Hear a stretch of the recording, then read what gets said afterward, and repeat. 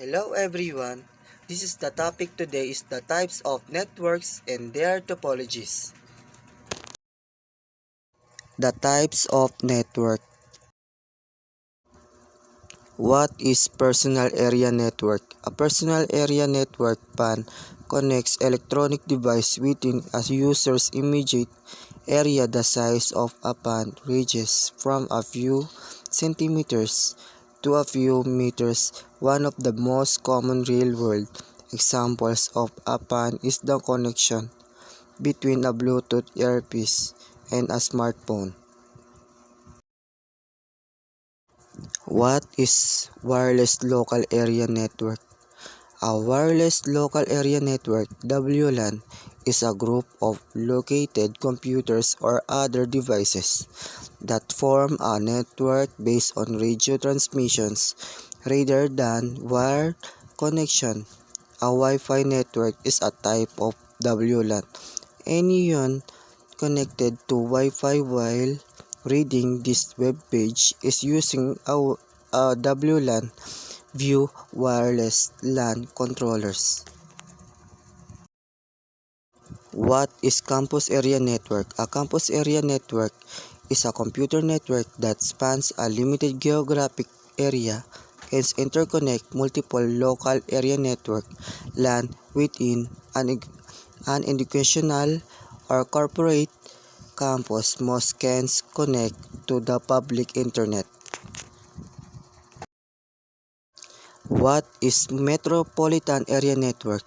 Metropolitan area network is a computer network that connects computers within a metropolitan area, which could be a single large city, multiple cities and towns, or any given large area with multi-buildings. A MAN is a larger than a local area network, but smaller than a wide area network.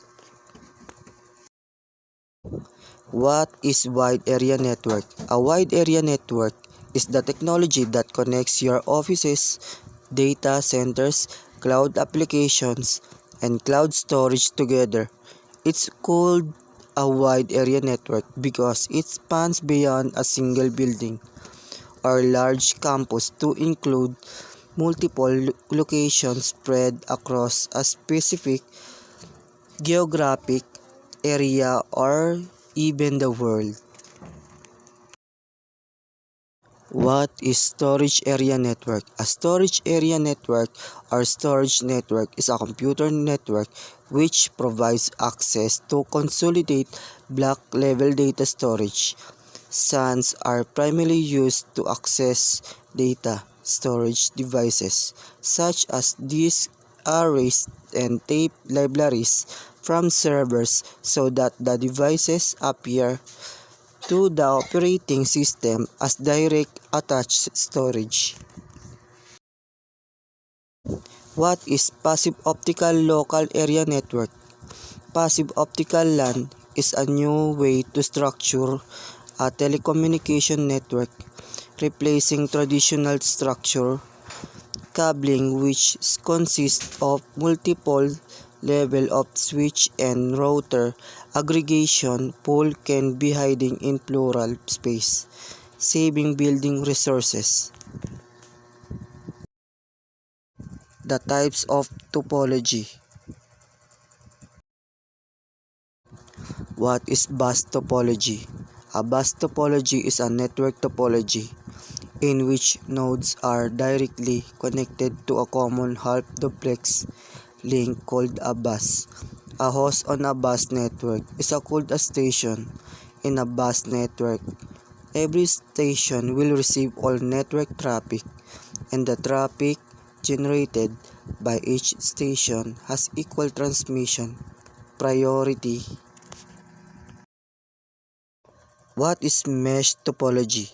A mesh network is a local area network topology in which the infrastructure nodes connect directly, dynamically, and non-hierarchically to as many other nodes as possible and cooperate with one another to efficiently route data to and from clients.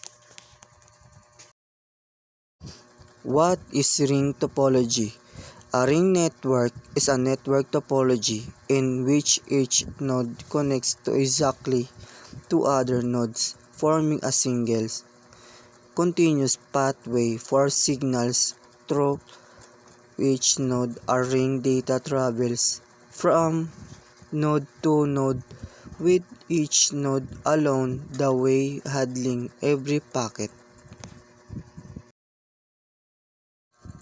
What is tree topology in computer networking?